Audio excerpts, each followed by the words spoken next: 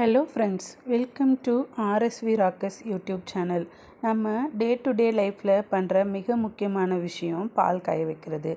ஒவ்வொரு டைம் பால் காய வைக்கும் போதும் பால் பொங்கி வலியும். ஆனால் எதனால் வலியுது, ஏன் வலியுது அப்படின்னு தெரியாமையே நாம் யோசிச்சுட்ருப்போம். அதுக்கு பின்னாடி என்ன அறிவியல் பின்புலம் இருக்குது அப்படின்னு இந்த வீடியோவில் உங்களுக்கு ஷேர் பண்ணலான்னு இருக்கேன்.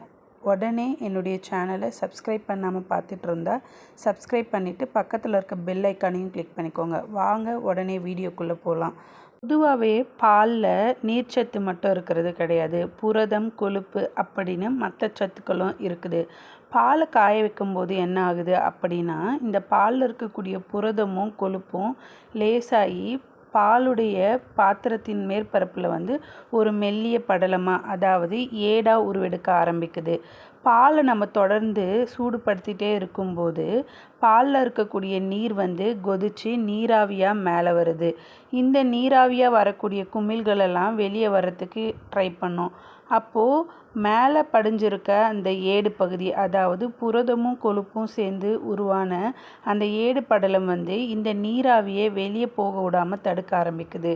அப்போது தொடர்ந்து பாலை கொதிக்க வச்சுட்டே இருக்கும்போது கீழே இருக்கக்கூடிய உருவான நீராவி நான் எப்படியாச்சும் வெளியே போயிடணும் அப்படின்னு ப்ரெஷரில் மேலே இருக்கக்கூடிய ஏடை தள்ளிட்டு வர்றதுனால தான் அந்த பால் ஏடு பொங்கி வலியுது. இப்படி பால் பொங்கி வெளியே வராமல் இருக்கிறதுக்கு என்ன செய்யலாம் அப்படின்னா, பால் காய வைக்கும்போதே ஒரு பெரிய குழிக்கரண்டியை பாலில் போட்டு வைக்கிறது மூலயமாவோ, இல்லைன்னா ஒரு சின்ன ஸ்பூனை கொண்டு பாலை தொடர்ந்து கலந்து விட்டுட்டே இருக்கிறதுனாலையும் இந்த ஏடு உருவாகிறத தடுக்கலாம். ஏடு உருவாகிறத தடுத்தாலே பாலில் இருக்கக்கூடிய நீர் மூலயமா வெளியேற நீராவி ஈஸியாக வெளியே போயிடும். இதனால் பால் பொங்கி வலிகிறத நம்மளால் ஈஸியாக தடுக்க முடியும். பொதுவாகவே பால் காய்ச்சும்போது எப்பயாவது ஒரு மாதிரி டக்குன்னு வெடிக்கிற சத்தம் கேட்குறது கவனிச்சிருக்கீங்களா? இதுக்கு பின்னாடி என்ன காரணம் இருக்கும் அப்படின்னு யோசிச்சிருக்கீங்களா? அதுக்கு பின்னாடி ஒரு சிம்பிளான இயற்பியல் காரணம் இருக்குது. அது ஏன் அப்படி வெடிக்கிற சவுண்டு கேட்குது அப்படிங்கிறதுக்கான விளக்கத்தை வாங்க வீடியோக்குள்ளே பார்க்கலாம். பொதுவாகவே பாலில் கிட்டத்தட்ட 80-90% வரையும் நீர்ச்சத்து இருக்குது. நாம் பாலை சூடுபடுத்த ஆரம்பிக்கிறப்போ பாத்திரத்தினுடைய அடிப்பகுதியில் இருக்கக்கூடிய நீர் மூலக்கூறெல்லாம் வெப்பமடைஞ்சு நீராவியாக மாறுது. இந்த நீராவி ஒரு சின்ன சின்ன குமிழ்களாக உருவெடுத்து பாலுடைய மேற்பகுதியை வர ஆரம்பிக்கும். ஆனால் மேலே இருக்கக்கூடிய பால் குளிர்ந்த நிலையில் இருக்கிறதுனால அந்த நீராவி குமிழ்களெல்லாம் பாலுடைய மேலடுக்கு அடையிறதுக்கு முன்னாடியே திருப்பி நீராக மாறிடுது, அதாவது காண்டன்சேஷன் ப்ராசஸ். அப்போது அந்த அழுத்த மாறுபாட்டால் அந்த குமிழ்கள் பாத்திரத்து உள்ளேயே வெடிக்க ஆரம்பிக்குது. இதுதான் நமக்கு சத்தமாக கேட்குது. அதே மாதிரி பாத்திரத்துடைய உட்புறத்தில் சின்ன சின்ன கீறல்களோ இல்லை நுண்துளைகளோ இருந்துச்சுன்னா அந்த இடத்துல வெப்பம் மிக வேகமாக கடத்தப்படும்.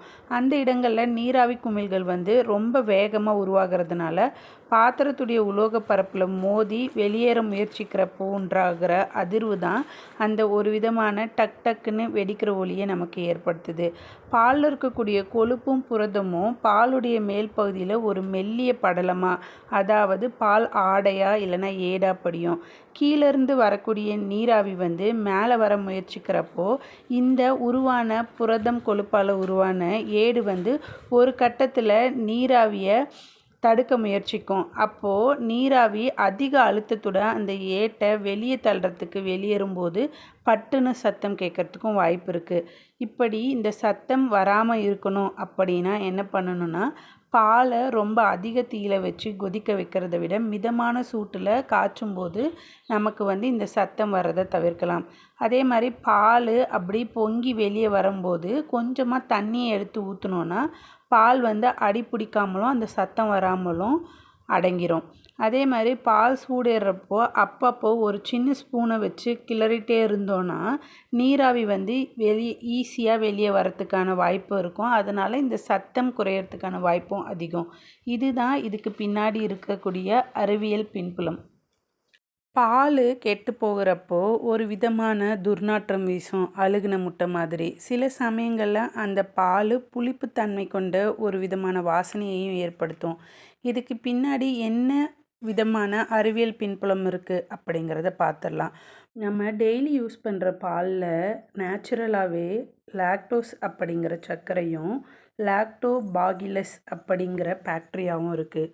இந்த லாக்டோஸை உணவாக உட்கொள்ளக்கூடிய பாக்டீரியா அதை லாக்டிக் அமிலமாக மாற்றுது. இந்த அமிலம் தான் பாலுடைய புளிப்புத்தன்மைக்கும் அந்த புளிப்பு தன்மையான வாசனையை கெட்டு போகும்போது கொடுக்கறதுக்கான மிக முக்கிய காரணமாக இருக்குது. லாக்டோபாகிலஸ் அப்படிங்கிற பாக்டீரியாவுடைய செயல்பாடு அதிகரிச்சுட்டே போகிறப்போ பாலில் இருக்கக்கூடிய கேசின் அப்படிங்கிற புரதம் உடைக்கப்படுது. இந்த சிதைவு நடைபெறும்போது என்ன ஆகுதுன்னா அம்மோனியா அப்புறம் சில சல்ஃபர் சேர்மங்கள் வெளியாகுது. இதுதான் அந்த கடுமையான மற்றும் அழுகி போன முட்டை அப்படிங்கிற துர்நாற்றத்தை வர வைக்கிறதுக்கான மிக முக்கிய காரணமாக அமையுது.